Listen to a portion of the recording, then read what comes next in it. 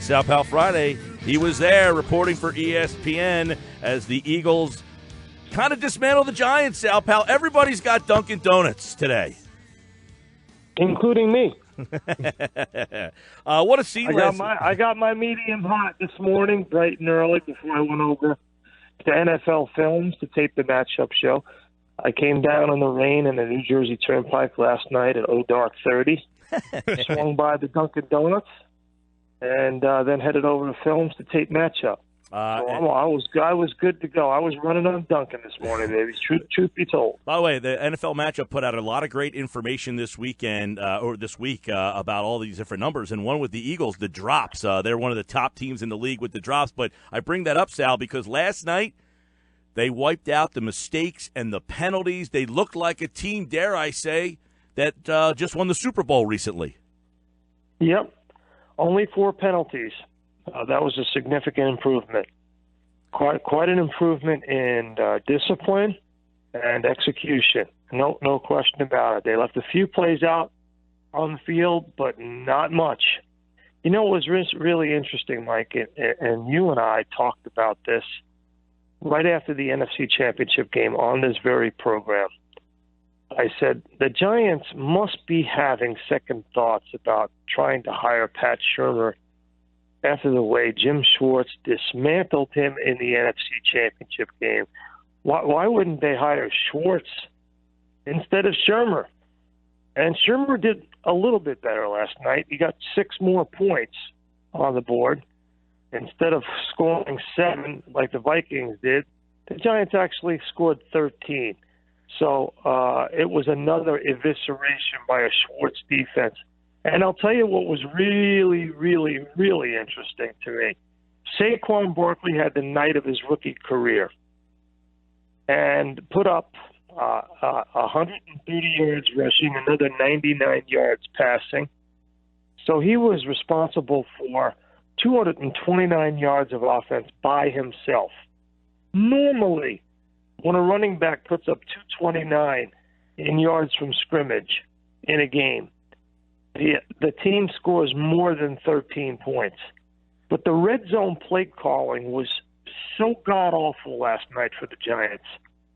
So bad. So uninventive. It was just it was vanilla, and the Eagles just ate it alive.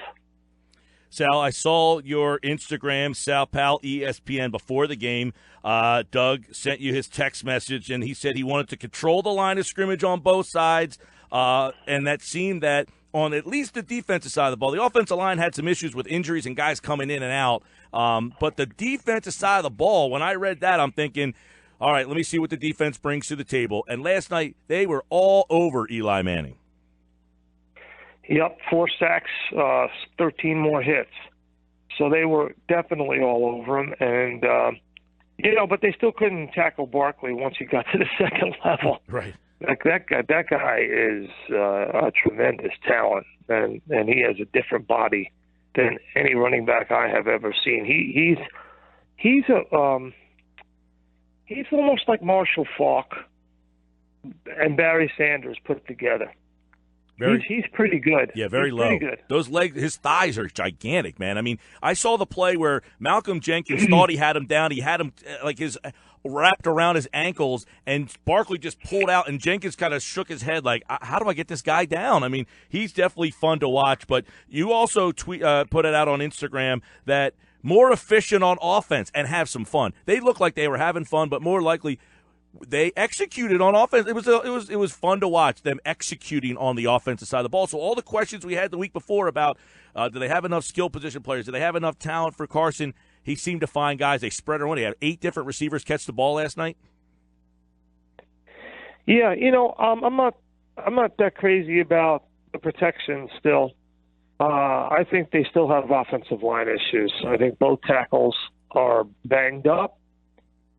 Still, the left guard position is in a state of flux. 2 out of the 5 of the offensive linemen, center and right guard, are okay. Everybody else having a subpar year so far. I think if there's one area of major improvement that needs to be done, it's the O-line, Mike. No question about it. Did you see what Corey Clement said after the game? I was just going to ask you about that because Corey was kind of challenged by the GM. I was going to say, did they do enough last night to keep Howie off the phones? Oh, no, Howie's always going to be on the phone, for sure. I just thought it was a very revealing exchange between Corey Clement and Howie Roseman. I mean, I thought it was very revealing. I mean, Corey Clement made some big plays in that Super Bowl. Yeah. I think he's already proven his worth. Yeah, well, I was kind of surprised that Howie Roseman came back at him that harshly. Why do you feel they've been reluctant to kind of give him more reins? Good question. Don't know the answer to that. I would guess that the quad injury has probably hurt him a little bit, and they wanted to rely on Jay Ajayi. But now they got two backs, and I think they'll get Sproles back after this mini bye, and that will help. But if McCoy's available, Mike, if LaShawn McCoy is available, you got to go get him. What's the you disagree with me on that. I don't know. What's the demarcation point of value? I mean, you give up a third-round pick? No. That's a fifth. Okay, you tell me a fifth, I'm good. If you were telling me a second or a third, I'm out. I'm out on a fourth. Fifth, I'm good. Hey, Sal, last week you asked Doug after the game. You said, Doug, you don't look too happy. A lot of people said he looked tired, he looked beat, he looked exhausted. What kind of Doug Peterson did you see last night? Still tired. I asked him if he was going to his son's game. They're playing Coastal Carolina. And he said no, he and his wife Jeannie were going to stay home this weekend and rest. Wow. So, I think the whole team was a little burned out. And Doug admitted that. He admitted it. I think they need a good, solid weekend off. Which is interesting that they came on a short week. I don't think they're coming. Yeah, and played as well as they did. After you say they look exhausted and then played on a short week and came out. I mean, that tells you how cooked that Giants team must be mentally. Cooked, 100% cooked. But you have to give the Eagles some credit. I think you definitely give Carson Wentz, Zach Ertz, and Alshon Jeffrey and Nelson Aguilar credit, no question, offensively. And the two backs held their own. I think you're right about the defensive line. I think Nigel Bradham played out of his mind. I saw him after the game, and I said, way to blow up Saquon Barkley in a blitz pickup and get that sack of Eli. He goes, yeah, I owed him. I said, what do you mean? He says, he ran over me about 3 times. Well, and you're right, Bradham. I'll tell you what. One thing that I brought up during the week. Let's see if you agree, Sal. Before I know you got to run. Last year, this team tackled. If they didn't do anything, they tackled you. You caught the ball in front of you. They brought you down, except for maybe out in Seattle and out there against the Rams. This team tackled, and they were not tackling. Other than Barkley, who they did not tackle very well, I thought they did a pretty good job of tackling last night. Something so simple. Yeah, it was back to basics. That was one part of the text from Doug. He said to me before the game in the text, I want gang tackling. Bring him to the ground. And, of course, he was talking about Barkley. Mm-hmm. But,